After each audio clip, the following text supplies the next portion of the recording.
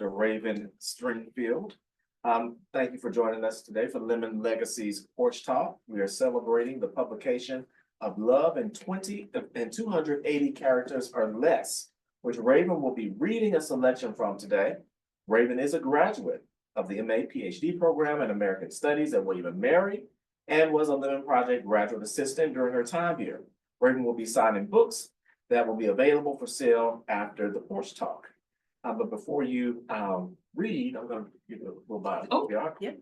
So Dr. Ravynn K. Stringfield is an author, editor, and artist based in Virginia. Ravynn's debut young adult novel, Love Requires Chocolate, was published by Joy Revolution on April 20th, 2024. Her second young adult novel, Love in 280 Characters or Less, from Feiwel Friends, was released on April 15th, 2025. Yep. Her writing practice also includes scholarship, blogging, crafting essays, short stories. Ravynn's scholarly works, articles, short pieces, and reviews has appeared in Digital Humanities Quarterly, Alternative Histories of Digital Humanities, and Inks, the Journal of the Comics Studies Society. Her freelance writing has appeared in Zora, Shondaland, Greatest, and Catapult. Currently, Ravynn serves as the nonfiction editor for Midnight and Indigo, a magazine publishing company dedicated to amplifying the voices of Black women. Ravynn is also an amateur artist and enjoys making illustrations of Black girls being happy and their magical selves. Let's give our sister a hand. So, thank you all for having me. I am going to read a little excerpt, but I just want to give a little bit of context because I am choosing an excerpt that's like from the middle of the book, which is a little wild for a book that came out on Tuesday. But so this book is told in blog posts, text messages, tweets. So a lot of it can stand alone. And so this is an excerpt that is about hair. So I just wanted to read this one. All right. Hair Day. Public post published October 13th, 9:56 p.m. My mother started taking me to get my hair relaxed when I was in the 3rd grade.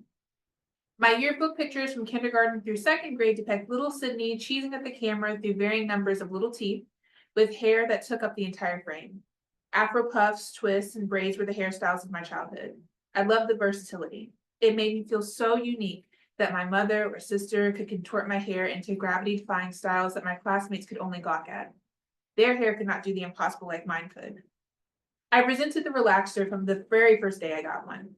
I distinctly remember the panic flowing through my little 8-year-old body at being left at the salon with my sister. I remember the chatter of older women and peering at them all while Naya read. I remember the shock of pain that electrified my scalp when the relaxer was applied. I cried, loudly. Naya attempted to soothe me, and my hairdresser, a family friend, thought perhaps I had a tender scalp. I had no idea what a tender scalp was, only that my head was on fire. They both talked to me in low, gentle voices in an attempt to distract me from the pain. But when my cries began to disturb the other customers, the hairstylist finally led me to a sink in the back and rinsed the chemicals from my hair. When she finished a few hours later, the stylist was able to run a very fine-tooth comb through it, a feat previously not possible, at least not without breaking all the teeth off. I hated the way my hair looked. It was limp and stuck to my head, which I decided that very day was very unflatteringly shaped. When my mother came to pick Naya and I up, I was so angry at her that I didn't speak to her the whole way home. I was angry that she'd left me. I was angry that she hadn't warned me that a relaxer would hurt so bad. And most of all, I was angry that after all that, my hair was ugly. Fortunately for me, I didn't wear a relaxer long. Turned out my hair couldn't take the chemicals and started to fall out in clumps, which terrified my mother. By the time I started middle school, I was back to my natural hair texture, wearing mostly braids for convenience. Then, when Naya came home from Hampton University during Thanksgiving break my sophomore year of high school, she brought with her 2 baskets of dirty laundry and a large tote bag full of hair products. Over that break and much of winter break, the 2 of us experimented with my hair until suddenly the right combination of products and careful distribution resulted in highly moisturized and well-defined coils. Suddenly, I returned to school with a halo of enviable hair. Naya continued to experiment with it, specifically mine, and occasionally obliging girlfriends at school. She got confident enough to try to cut my hair. The goal was to make it look a little more heart-shaped. I ended up with a tapered haircut and a nice tuft of hair on top. When mom saw it, she berated Naya for cutting it, and me for being impressionable enough to let her, then made an appointment for me to correct the mistake. I didn't go. Naya and I had developed a newfound love for each other around hair. I trusted her in a way that I did not trust anyone else. Perhaps she'd messed up, but it was a memory made together. In the moments before I told my mom that I wasn't going to my appointment, I realized how much I had missed those precious hours of my childhood when I sat huddled between her knees and had her full attention. We talked about everything. It was between her knees that I told her that Jordan O'Reilly didn't want to be my friend anymore because Emma Tucker had come to school and whisked her away, and that I had gotten 100% on my latest spelling test, and that I wanted to enter the Young Writers Contest at school. Though I didn't have those moments with mom anymore, I now had them with Naya. Crowded around the sink in our shared bathroom during her breaks from school were when she shared what college was really like. The boys she danced with, the exams she failed, the awards she received. It was the most open and connected Naya and I had ever been with each other in almost our whole lives. It was never a chore with Naya. I compensated her for her time and energy by styling her for dates and interviews. By the time I was a senior, we had developed quite the system. Hair Day went from a traumatic experience to my habitual source of healing.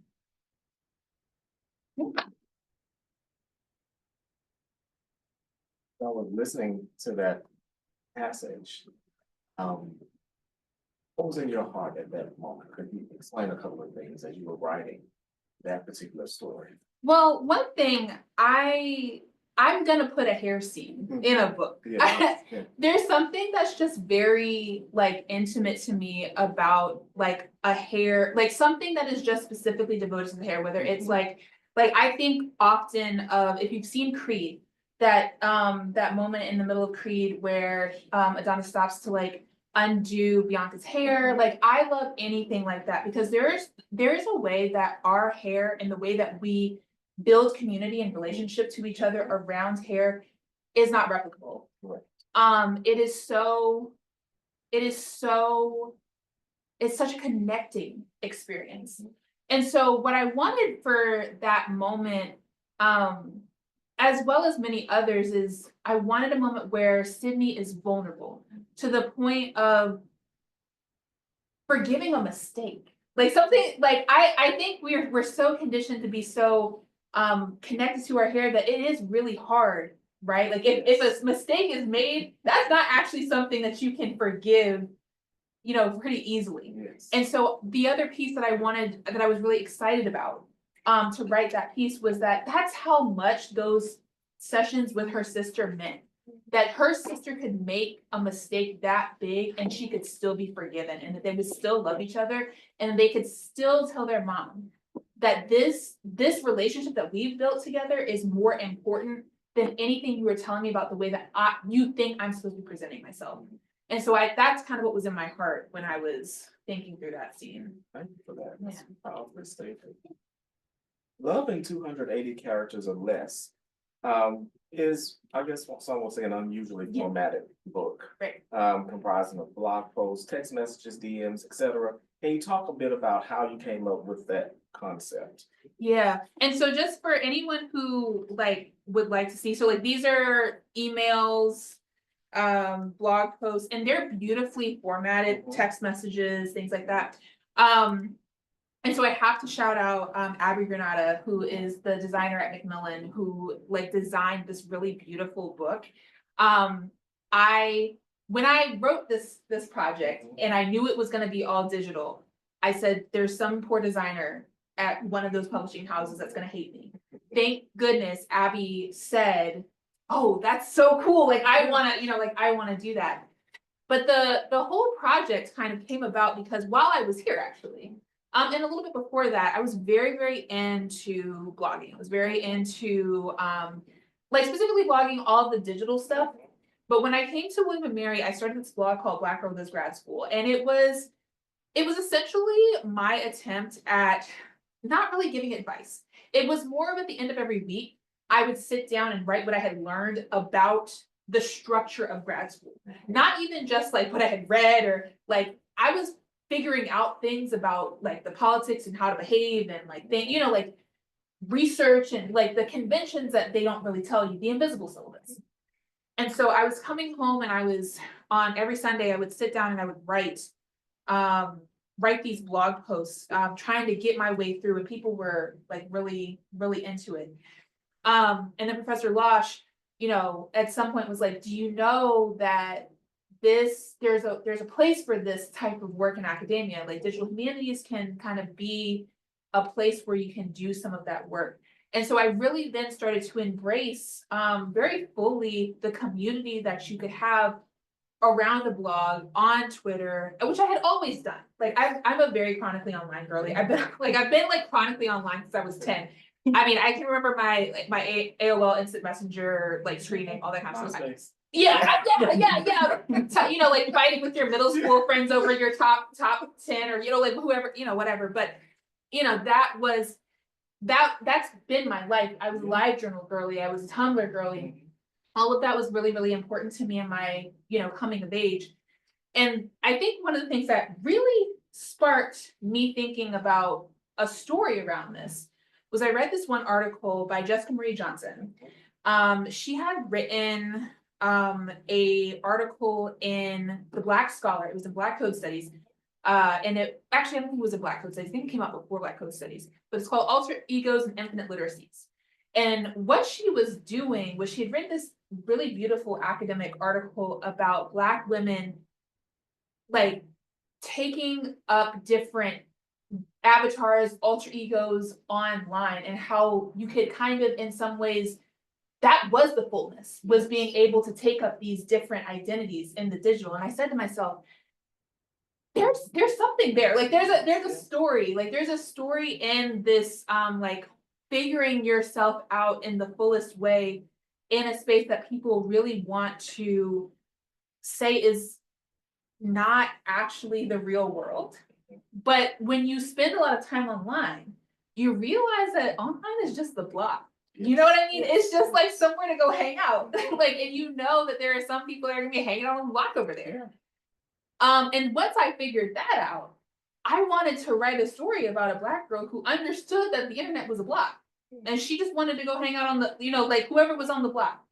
And what that would do to her self-identity, and what that would do in a moment where it was also intersecting with her having a lot more agency than she had ever had, right? So I wanted to also have it coincide with, you know, not only can you be this person, this free person, whoever you want to be on the internet, but you also are no longer living in your parents' house. You make more choices about where you're going to go and who you're going to go there with, and how, you know, how you do this sort of thing. And when you're confronted with that much agency on all levels, I wanted to kind of explore what someone might do with it, especially when you have the kind of constraints of, I'm a Black girl at a predominantly white institution. And so there's some things that, like, if I get into this, it's going to necessitate a particular response from me, or it's going to generate a particular response, right? And so that's sort of what I wanted to explore. And so I just sat down one day at a cafe, and the first blog post I wrote was the comic book post, which is another love of mine. But I wrote the comic book post, and the whole draft, the first draft of it, was done in like 4 weeks. Yeah.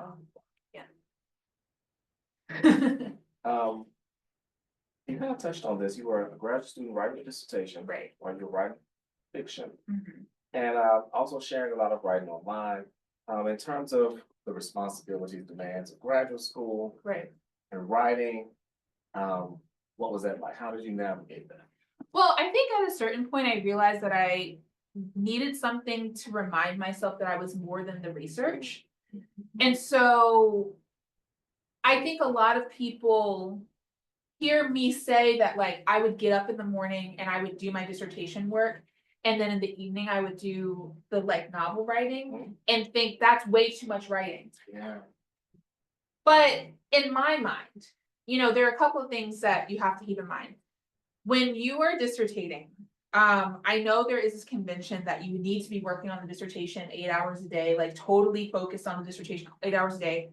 I could write like a couple of hours every day, you know? And so I would save the biggest brain work is what I would call it, the big brain work for the morning. When I first got up, when I was fresh, and I would do that in the morning and get like however many 100 words or, you know, get that in. And then the rest of the day you have to, I got really good at telling people I really only wanted to meet in the afternoon so that I would have the morning off to myself to work on my dissertation. And then you would do the admin stuff, whatever needed to be done in the afternoon, and then I would have the evening and I would write. And it had always been really important to me, and I think we were kind of talking about this before this started, but it was always really important to me that my work reached outside of academia.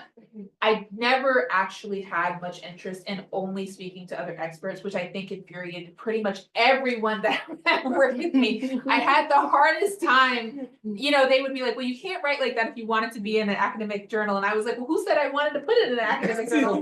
Like, you know, that was the hardest part, was trying to do that. And you know, on that note, again, you had a great conversation before, but Yeah, I mean, I get it. I understand. Yeah. I do public history, Mhm. but I think that's powerful. I mean, I think it also, you know, it speaks to the changing landscape of Mhm. things in terms of, and of course, you're passionate about making your work accessible, making it available to multiple audiences, and we talk about that as well, which in many ways is what you're doing Yeah. with this book. Which is really funny because I'll say this to you, I was telling you this, but I had an author friend read this because we're gonna be in conversation tomorrow. Like if anyone online is wants to come to another event, I'll be in conversation with Jill Tu, the author of The Dividing Sky, tomorrow night. And it's sponsored by Grand Gesture Bookstore out of Portland. But Jill was like, this book is basically Grownish meets Nikki Giovanni. And I was like, that's that's so wild. I feel gratitude, first of all, because to your point, right, to be considered in any conversation with someone like Nikki Giovanni means, oh, you know how to think. Absolutely. Yikes. Okay. All right. So now the pressure is on. The bar is like up here. To even if you mean it like in passingly, I don't take stuff like that lightly. Yeah, you should. I don't take stuff like that lightly. I don't put myself in conversations that I just wasn't invited to. You know what I mean? Like, so I think, what I do take seriously though is the implication that this is somebody who I trust to say thoughtful things. Yes. That's what I took away from that. Less about the individual person or like this is someone I trust to think. And that made me feel really good because again, this was part of like a dissertation thought project, right? Yeah.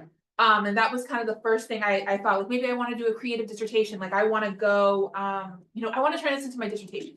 Dr. Lash was like, go publish this, do, you know, like don't hide it, you know? And so it feels really good to know that you can think carefully, you can think critically, you can ask lots of questions, you can make lots of connections, you can pull in. I mean, this book, I had someone, and this really tickled me. I had someone go to the library and pull a stack of books that I had mentioned in the book. Wow. Like I'm gonna read these. These were just things that were one-offs that you mentioned, and I want to read them because you kind of talked about them. And so, but it's still enjoyable. It's still fun. It's still light. It's still, you know, it doesn't feel like, from what I gather, it doesn't feel like you're being force-fed vegetables, if that makes sense. It's kind of like when you get the vegetables, but they're like nice and cheesy or like nice and buttery or, you know, all that kind of stuff. So, yeah. Something else you mentioned about Nikki Giovanni, because it raised the point of accountability. Yeah. Let's talk about accountability. I love that. Because when you're writing, and this was something, again, Jessica Marie Johnson was very, very important to me when I was in grad school. And one of the things that she said, I believe is at Ravynn Marine Digital Humanities years and years ago, she got up and she did her citation, she did a very different thing with her citations page on her presentation that I as a grad student had not seen before. And she asked the question, who are you accountable to? And I was like, oh, wait, like we have to, like, wait a second, because that's really important, right? Yes. Because that's at the moment I realized citation is not just the thing that you do because you have to do, because that is the convention of the field, but that actually, like, when you say there's a positive citation, that means there's power involved, right? And you have to be attentive to that. Like, you have to be attentive to the fact there's power involved in that. If there's power involved, you need to be aware of who you are accountable to, because who are you giving power and privilege to in your citation? Who are you calling into the conversation? Who is missing? All of that sort of stuff is really important when you start asking yourself who you're accountable to. And so for me, with this book, I feel really accountable to Black girls, largely. And I think lots of variations of that. I think accountable to Black girls also because the Black girls, as Kira Gaunt says, that grew up and, now call each other, they're in their 60s, girl, like that, all of that, right? But I'm accountable to them because I have been in community with them, right? Like that's something that I think is really important, because a lot of folks have really asked me about this being sort of like an autobiographical book. And to that, I always want to say, sure, but I have been a Black girl at a PWI as an undergrad, but I've also been a Black TA who didn't have very much power, but like knew that I was responsible for the girls that were undergrads. And I've also been a professor, right? And that's a different space. And I'm responsible for them in a different, I feel the accountability has shifted. Correct. Right? Like, but I'm still aware and attentive to the struggles at all of these levels. Yes. Another word comes to mind, the sacred component of the work. Yeah. Because you mentioned Black girls and accountability. Is that the sacred spot? I think so. And I probably will, as long as people keep buying them, we will be writing about Black girls and like what we do to care for each other. And to your point about the sacredness, let me say this too. So in the book, it follows Sid as she's at a PWI, and she online meets her TA, a young Black woman in her like late 20s named Zion. She meets this woman and immediately like imprints, because you know how that is, right? Like, how that is, that you're a freshman, you immediately imprint on like the first like young Black person that knows what they're doing, right? Like, and I had so many editors tell me it was like not realistic that Sid and Zion would have the relationship that they do, because Zion is like at every turn someone that Sid confides in, that she asks questions to, that Zion protects, and that she takes with her, like, hey, like, you look like you're having a hard time. You're quiet. Nobody seems to be like asking if you're okay. But also part of that is that as a freshman, no one's okay. So you can't ask everyone else how I'm barely hanging on. I have the life jacket. I don't know what else is going on. So it's really important that she does have a single beacon in Zion. Right. And Zion knows that because she's been there. Right. And so it was actually unfathomable to me that was one of the notes that I got frequently as we were trying to sell this book, was that like they didn't think the relationship was realistic. And I was like, I understand how you could think that. I do also understand how you could think that it's unprofessional. But the fact of the matter is, I can tell you with certainty, because I know what we do to protect each other in this space. Like, I know it because I have done it. I have been there, right? And so that relationship between Sid and Zion is what comes to mind when I hear sacred. Thank you. One last question before I turn to the audience.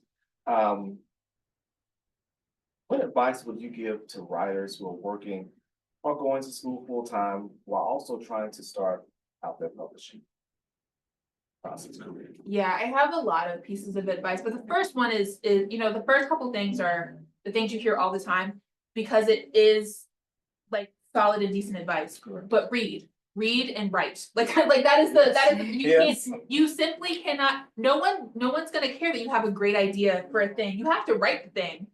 Like, even if it's bad, like you have to write the thing so that you have something to share with people. And then you can work from there. And you also need to read. But I'm also realizing that you simply cannot just tell people to read and that be the end of it. You need to read what you are trying to write. Correct. You need to read a lot of what you are trying to write.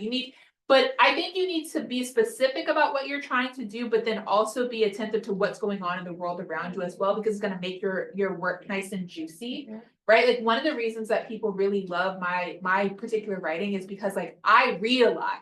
Like, I read young adult literature, but you can tell I read scholarship, that I like have that training in African American literature, that like I, read comic. You can tell that I like it. Makes it more interesting. It gives you depth. Like, it gives you depth in the work. So I think that the writing is really important and the reading is really important. I think, practically speaking, right, as far as how you figure out what to do, is you also have to give yourself lots of permission to fail. You have to send your work out there. You have to find places to send it. You have to get okay with being rejected. I feel like 99% of my writing career is rejection. Like, I get rejections basically every day, and you have to be okay with it, and you have to be able to move on. Like, that's you. But you don't get there if you don't send the work out. Correct. Like, if you were the person that sends something out and then you get a rejection and now your feelings are hurt for 6 months, that's 6 months where you could have been sending something else out, and you probably could have gotten 3 more acceptances, but you won't know that because you hid for 6 months. You don't know, like, you won't know that, right? So you have got to send your stuff out there. You've got to let it get rejected. And then the last kind of like practical thing is, once you do kind of get your foothold in there, spend some time getting good with yourself and what your vision for your work is, because you are going to have to, I don't want to say battle with editors because it's not quite the right word, but you have to understand that, in theory, your relationship with your editor or anyone that is touching your work should be collaborative. Yeah. It should be a team effort, and a team effort, y'all are on the same team. That does not mean, though, that they're not going to try to steer you in particular directions.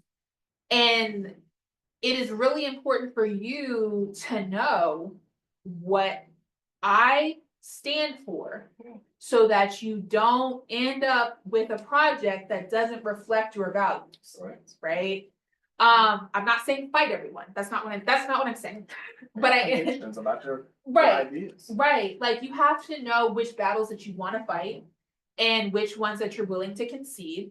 You need to, but that requires a particular type of patience and diligence. And empathy on the, like, it requires you to be in struggle with someone. And I think a lot of us, like, when we are presented with conflict, we just want to opt out. Yeah. But the fact is that, like, editing a manuscript is kind of like a big conflict. And so if you're not good at communicating, it's gonna be really hard.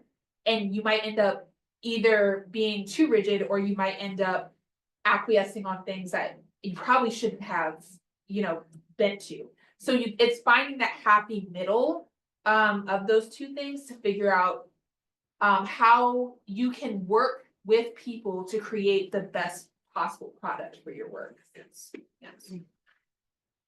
And from there, well, let's do this question. Okay. Before we show you that. Okay. It takes a village. Who was a part of your village to help shepherd this work?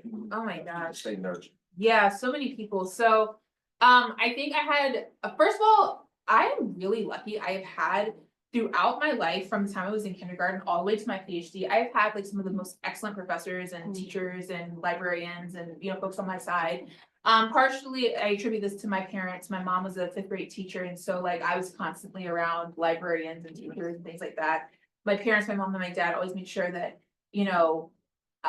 I didn't know that I could do things. You know what I mean? Like, they're so great. Like, I never had the feeling of, oh, that's too hard to do, because my parents didn't they didn't ever say, you know, they didn't ever think. If I came home and I, you know, I decided I wanted to do some random thing, they'd be like, okay, cool, let me know. Told my dad I wanted to write a book. He's like, okay, just let me know when it comes out and I'll buy 10.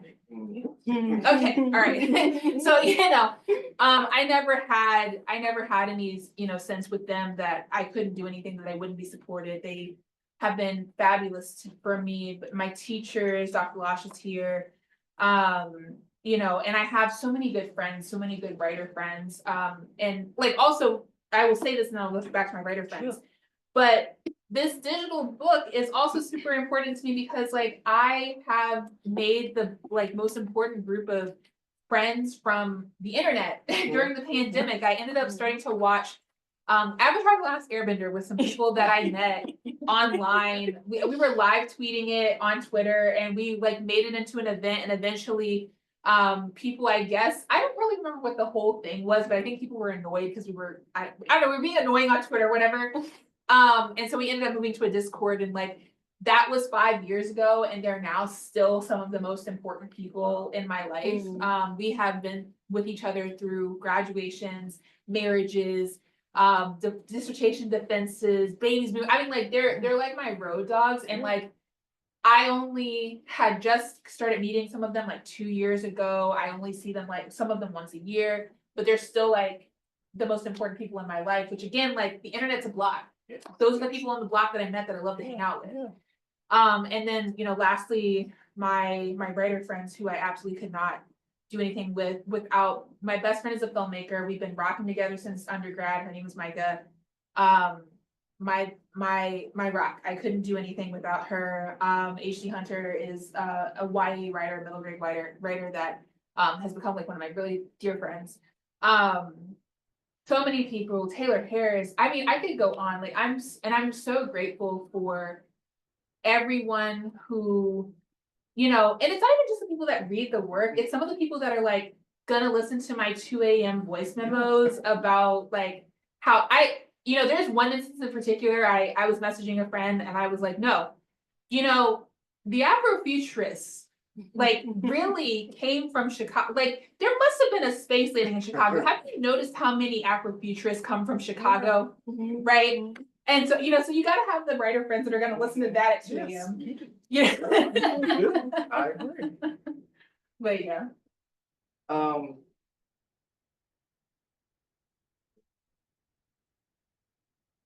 I want to know about speak to the digital for a little bit, if you don't mind, in terms of this not just being the paper copy, but it's available in digital format. So you can get it on audiobook and you can also get it like on an ebook or whatever. But I have heard, which makes a lot of sense, I've heard that the audiobook version is kind of hard to follow, which I would imagine, because like it's designed specifically for it to look like text messages. Okay. And so like I would imagine it is hard to follow on an audiobook. So I have been thinking about like the accessibility of that. But one thing that is really interesting to me, and I would love to explore, I'm like not sure, I don't know at what point I want to kind of further this, but I think this is the kind of thing that would be really playable. Like I think this would be a really great video game. So like a narrative video game where you like turn it into like you know, you could play it on your phone and the messages pop up and so you read it as if like as the messages are popping up. Like I would love something like that, and I think that would make more sense than a Kindle book to read. Yeah, that's really cool. So yeah. Let's get Ravynn a hand.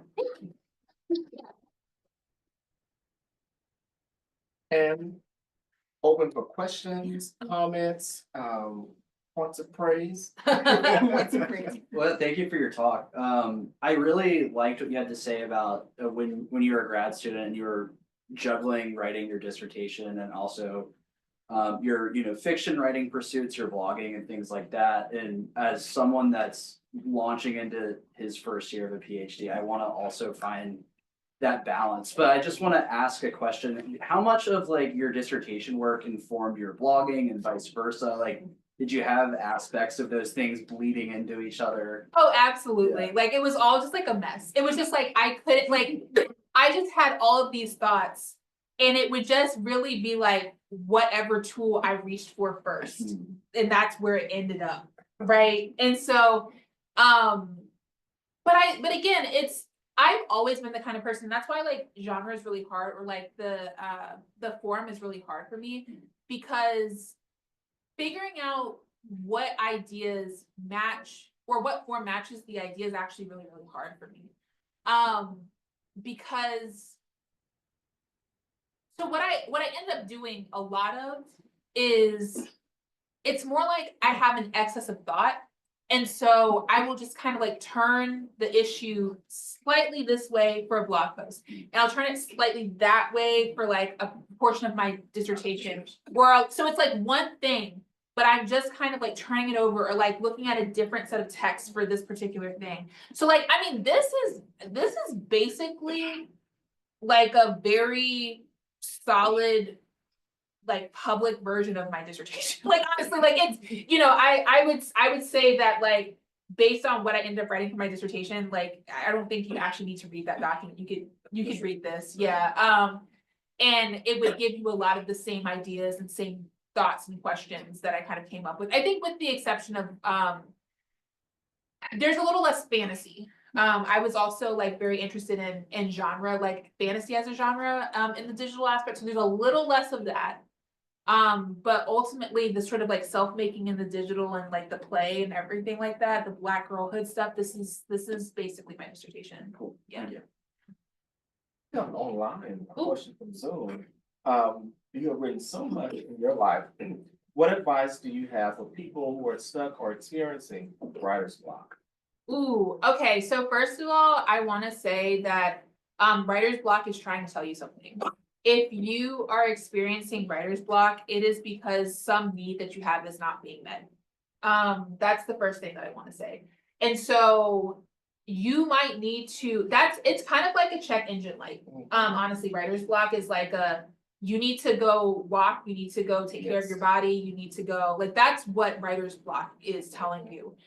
Or you might need to go live a little. You might need to go outside. You know, that's what writer's block is. So if you can't write, my suggestion is never to like power through that, because that's the equivalent of driving a car and you haven't changed your oil in a while. Like that's I mean, I wouldn't do that. So the first thing that I would tell you, and it's counterintuitive, but I would stop trying to force it.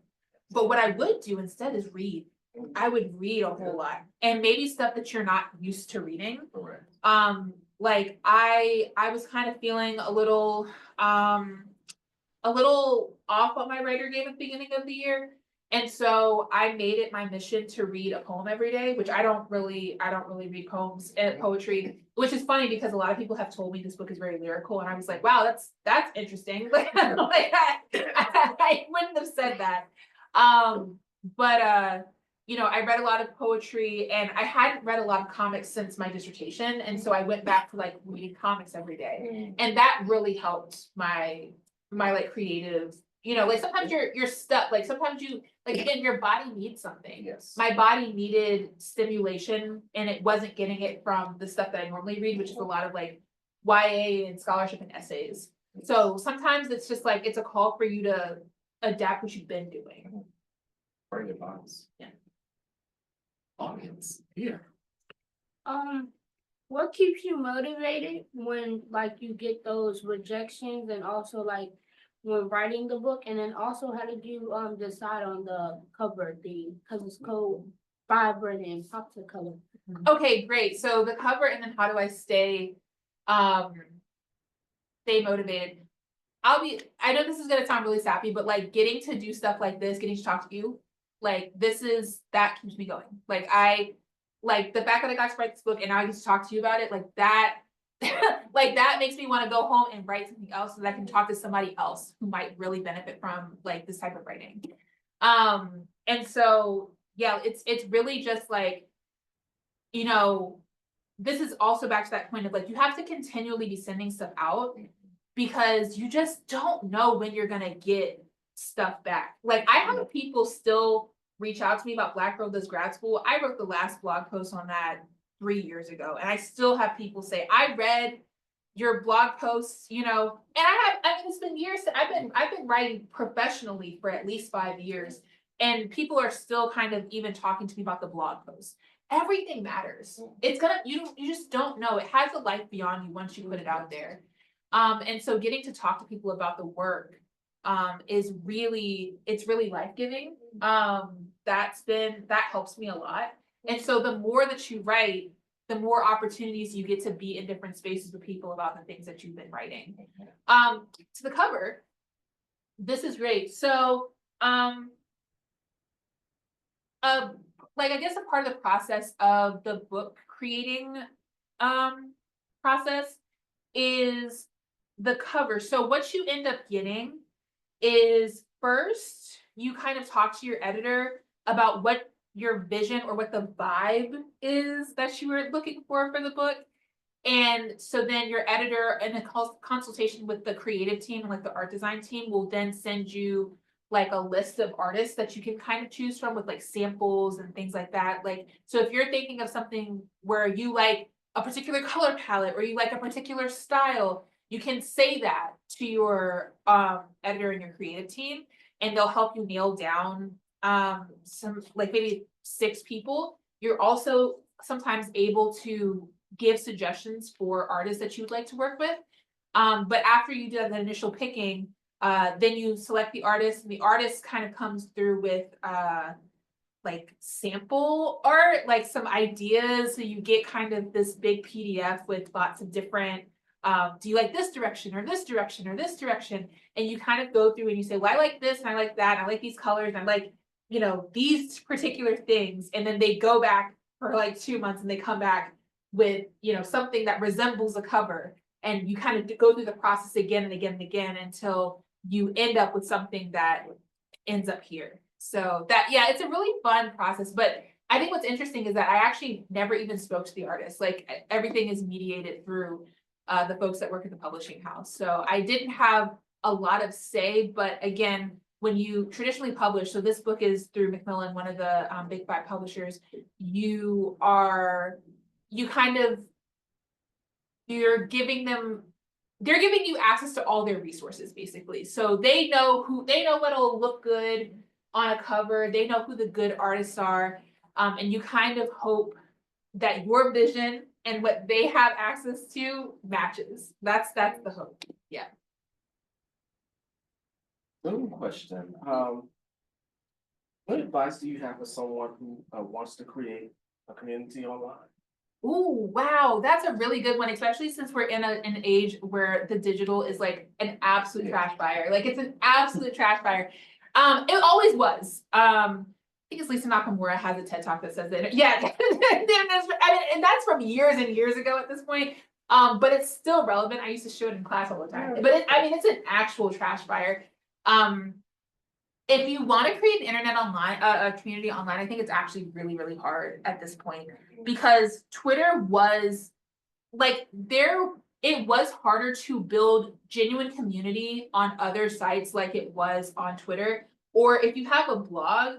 But even if you have a blog, part of the thing was it was blog plus Twitter. It was blog plus a place where you could send the post to be circulated, and the place that you could have the conversation. The conversation would happen in the replies and things like that.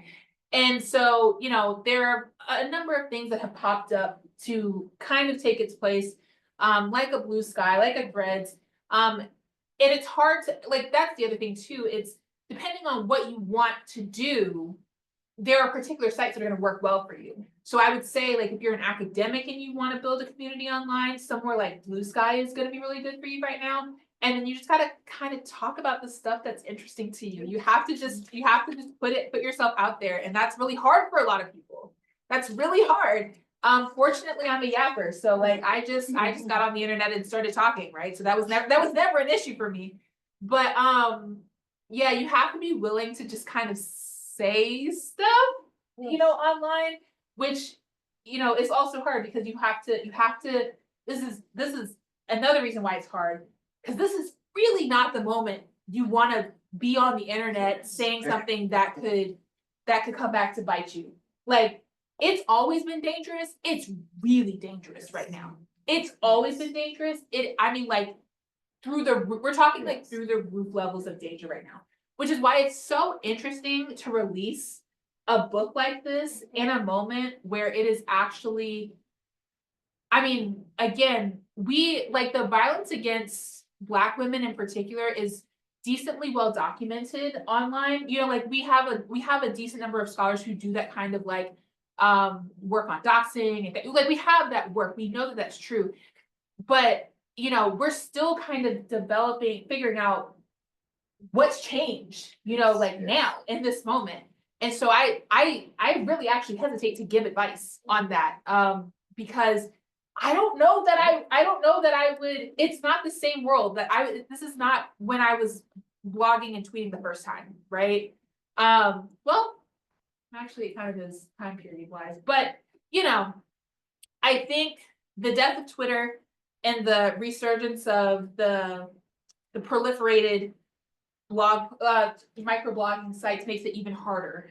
But you do kind of just have to pick something and kind of hope that if you talk about it online, you'll meet your people. So if you're a person that's trying to build community online, you know, around books, like if you're into, you know, want to be a bookstagrammer, Reds is a really good place to kind of be with readers and be with publishing professionals right now.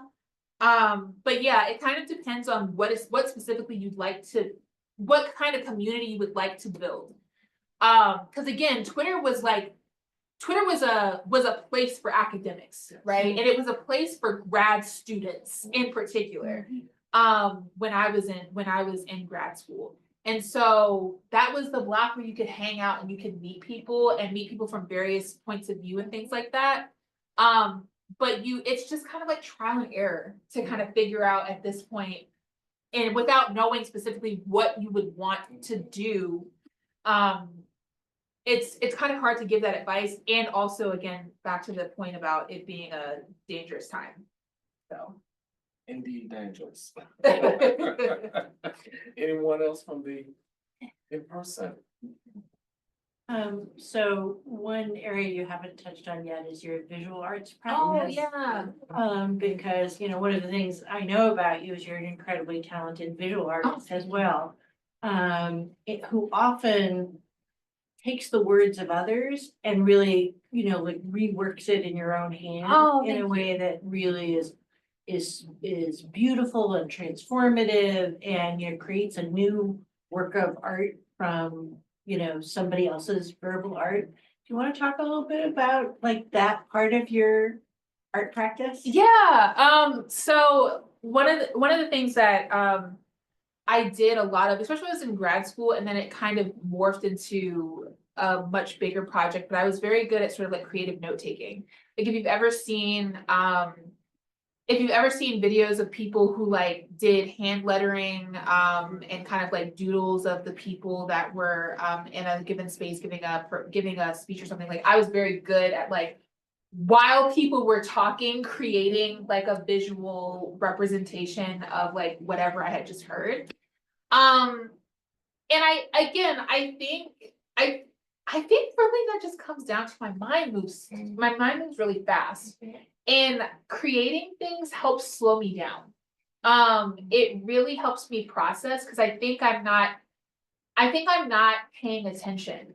Like if my hands are not doing something. So like fun story about me, when I was in college, I learned how to knit. A girl on my hall taught me how to knit. And I took the knitting to my French class, and I was like knitting before class. My professor was like looking at me and he was like, doing. And so I explained to him, and I'm like, okay, this is this, but I'll put it away. And he was like, keep knitting if you want, if you learn what the word is for it in French.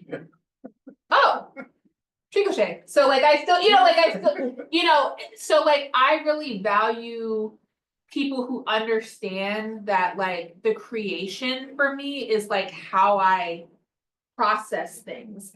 I know it sounds like a lot to everyone, that like it's a constant stream of things that I have to make, but it's simply how my brain works. And it's simply how I process things. Like I remember things better because I remember how I arranged it on the page. Like I remember how I designed the words and like the order that they went on. But if I just let them go into my head, I can't say that I would remember any order to them, if that makes sense. So I have to give myself things to latch onto, otherwise it's this nice, beautiful, like swirl of nothing in my head, like in my head. But yeah, the visual art was really helpful to me during the pandemic as well. I ended up, I had an Etsy store for a while I was finishing my grad program. And I did like, similarly, I had really popular Black feminist writer quote cards. So like I took like quotes from some of the really nice, some famous quotes, and I would, illustrate them with like Black girls, flowers in their hair and things like that. And that was really helpful for me because I guess I just always want to be talking about those writers. I literally always want to be talking about them. If you don't know, I know that some people who are in academic spaces react really strongly to like, oh, you don't know who that is? I'm like, that's fine. I'll just tell you. Like, I just want, let me tell you about, and that's kind of why I loved teaching college, because I would say, oh, have you all heard of James Baldwin? No one's heard of James Baldwin. Oh, great. Let me tell you about James Baldwin, So it helps me keep their spirit alive, and that's really important to me. Like we are just storytellers. Yes. We are just like ultimately storytellers. And I think I've always really valued people who understood the power of story, and the power of story as visual, the power of story as digital, the power of story as, like literature, and have never stopped me from pursuing story in whatever way that made sense, and also really understood story as integral to Black culture, right? I think that's what I'll say about that. Closing. But that was very profound. Yeah, We could close right let's there. end there. Let's give Ravynn a hand. Thank you. The books are on sale Okay, in the foyer, all right. and you're going to sign. Yeah, I am. Thanks, everyone. To our Zoom people, thank you for joining us. They're still there, but. I think the book guy is actually right outside the foyer. Yeah.